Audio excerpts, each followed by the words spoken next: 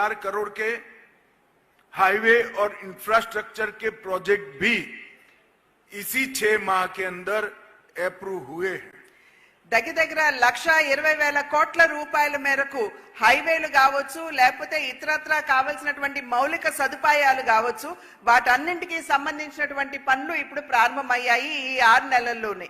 अंत में मैं इतना ही विश्वास दिलाना चाहता हूं कि केंद्र की नरेंद्र मोदी सरकार और स्वयं हमारे प्रधानमंत्री जी आंध्र के विकास के लिए चंद्रबाबू नायडू के साथ चट्टान की तरह खड़े हैं।